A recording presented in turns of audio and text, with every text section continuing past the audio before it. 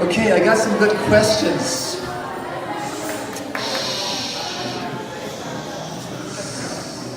I got some good questions here before I want to share with the rest of you, just to clarify a few things, okay?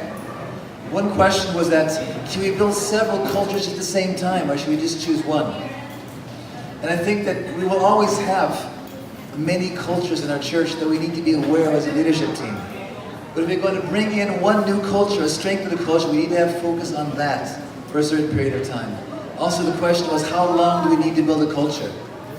Now let's say, if you're going to build a new culture, you need to take at least 6 months to a year. Actually, you need more than that, but you need a lot of focus on it for the first period of time. If you have a culture that's already within your church that you just want to strengthen, it might go quicker. But don't be too quick, but take enough time to build it. Another question back here. You have different groups within the same church now, and it's important that you decide together, what kind of culture do we want to build together as a church? Because each group is building its own cultures, it might not work so well together. So when you're going to work on our action plans now, it's smart to decide together as your church groups, what kind of culture do we want to focus on in the time ahead. Are there any other questions about culture you want to ask? Anything that's unclear?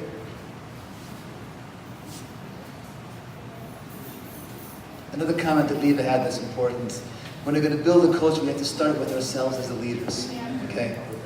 It's the leadership team that always has to go first. If we're going to have a healing culture, we got to go and pray for the sick ourselves. We can't tell the others to do it. If we're going to have an honoring culture, the church needs to hear us honoring each other, lifting up each other, lifting up the people. Right? It starts with us. It's a very good place to start building. Let it become a culture, a habit, something that you live in first before you try to get others to live in the same thing. Okay? Good. Leva, you want to talk about the plans now?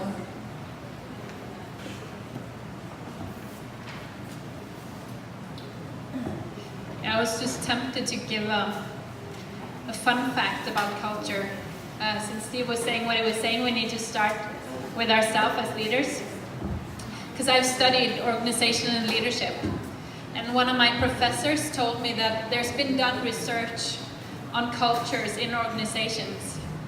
And they found that even in worldwide corporations, if you analyze the culture of the leadership group, you will see that culture even in the grassroots in all of the countries. So something happens with the culture that you have in your leadership group.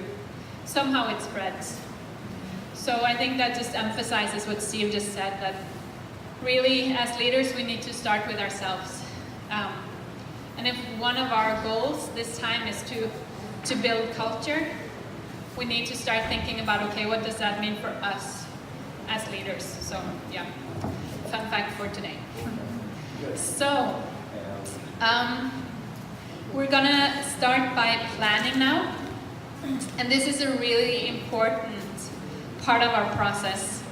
Because what we want to do now is take the things that we've learned today and the things that we've talked about today, and we want to make a plan for how we would put this into action. As we said, Agenda 1 is not a conference where we come to get inspiration. We want you to take the things that you're learning and really see it happen in your church. Right. And often one of the problems is that we come home from a conference and we need to start planning when we come home. But it's hard to gather the leadership group. We have so many other things to do. And we don't make a plan, and because we don't have a plan, we don't have a map to steer by. So we really don't do anything about the things that we learned.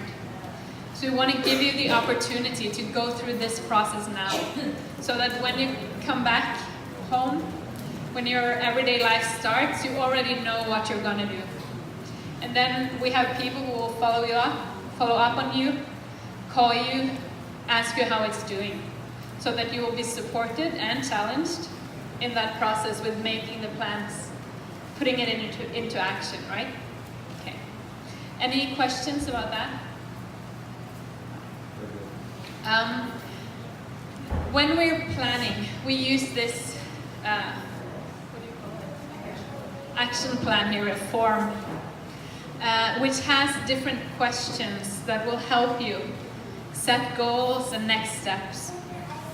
We start with focusing on the goal. What is it we want to do in the next 6 months? One goal could, for example, be build a stronger honoring culture, or build a culture for praying for sick people. Could be one goal. Or strengthen the challenge in our church. We need to be better at that. So we have to decide what is it we want to see happening these 6 months. What is it we want to do? And then I'll just go through it all. I hope it's not going to confuse you too much, but we have a goal, and then we talk about what do we know. And this is a question you don't have to spend a lot of time focusing on when you make the plans, but sometimes it's helpful because it just helps us reflect. For example, we know that in our leadership group, we don't have a strong culture for praying for sick people. Okay, that's something we know. And that will influence our next step. Because that means that, okay, maybe our most important thing is to strengthen that culture in the leadership group first, right? And then we have a question, what do we need to find out? And that might be, do we have anyone other in our church that are really good at this, that could teach us how to do it, for example? Can we look at our church and see if we can find those key people? That could be an answer to that question. And then we have most important next step. That is, what is the most important things we're going to do to reach our goal? And then we have the question, who's responsible for implementation here?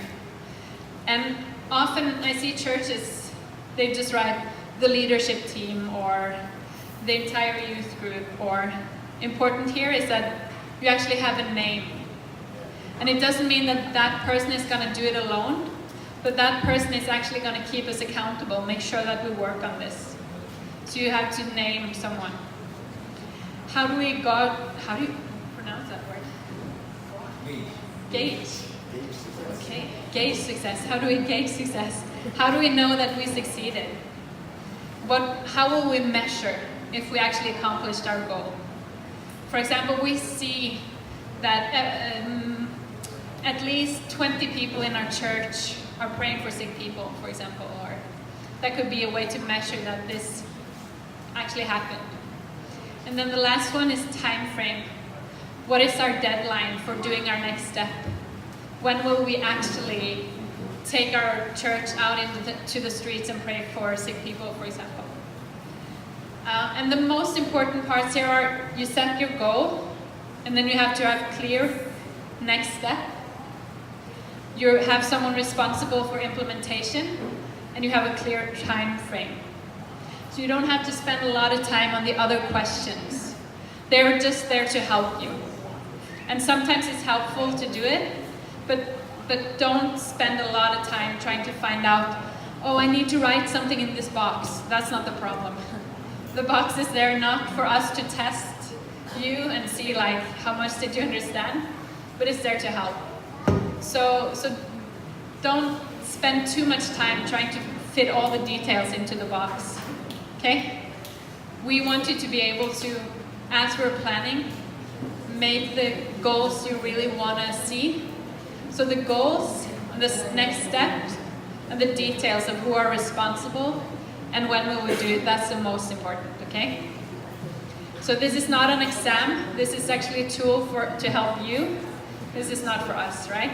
Yeah. Okay, good. Then just some specifics in that. When you're making your plan now, we want to encourage you to try to set at least 3 goals. And you might not want to do more than 5. And of course that depends on how ambitious your goals are. But if you have too many things you're going to do and focus on the next 6 months, it's hard to both have time but also focus for all of it. So try to find maybe not more than 5. And we also want to encourage you to be ambitious. To really set goals that you're not thinking that, oh, that'll be easy. We're going to reach that within a month. But be ambitious.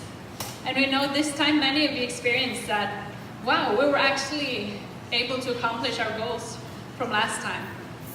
And that's good. It probably means that you guys have been doing a good job. Sometimes it means that we haven't been ambitious enough. So if you come next time and you see that, oh, there's some of the goals we didn't succeed with, that just might be because you're actually daring to be more ambitious. And we of course, we want you to be realistic, but we also want you to push yourself. So be ambitious, dare to be ambitious. And then be specific. When you're making the plans, don't just say like, okay, our goal is to build a culture for praying for sick people. And our next step is we pray for sick people. Yeah, that's smart.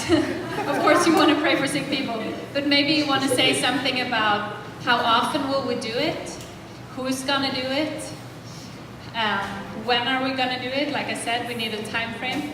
So try to make it easy for yourself when you come home to know this is what we're going to do. We're being specific enough so that it's easy for ourselves to follow the map that we're making. Okay? You want to add something? No? Yeah. So these are important things to remember. And then you're going to choose your goals as a church. That's up to you. We're not going to tell you that you have to have this goal and this goal and this goal. Because you know your church, you know your setting. You've been evaluating yourself. You know what are our open doors now, what are our challenges. And we want you to use the things that you've been discussing today in your group work when you make plans. But we can make some suggestions, things that might be good for you to add in your plans. And one of it is you can start by looking at your plan from last time. When we're talking about missional opportunities, are there anything in that plan that you want to continue doing to build it stronger, or you didn't succeed with it, but we really think it was a good plan, so we want to try working more on that? So you can start by looking at the old plan.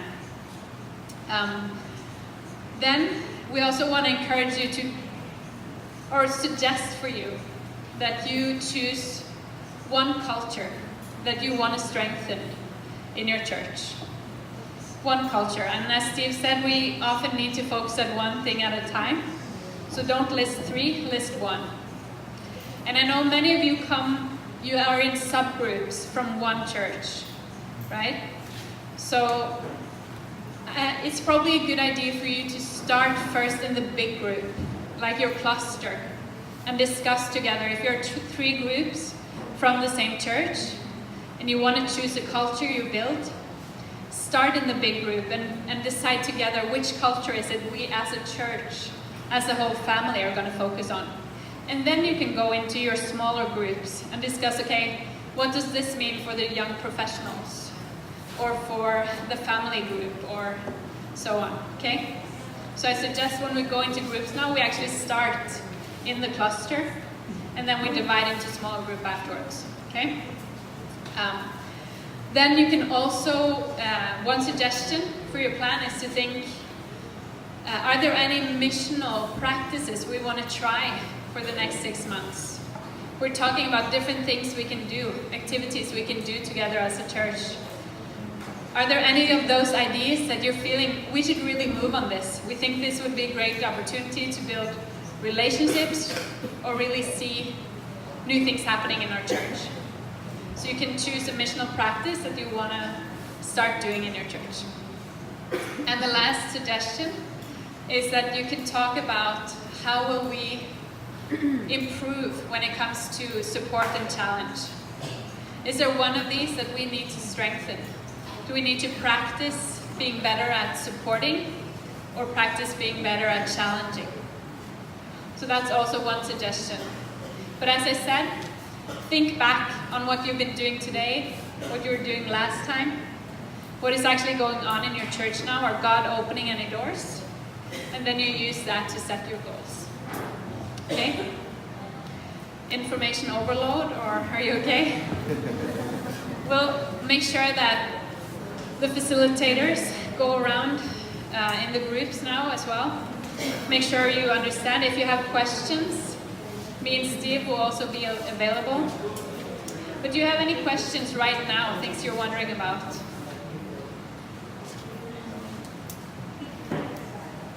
No, okay. So, but just feel really free to ask us if there's anything that is unclear, okay? And then we have about an hour now to work on the plans. And as I said, I encourage you to go to the clusters first, and then afterwards move into smaller groups. So.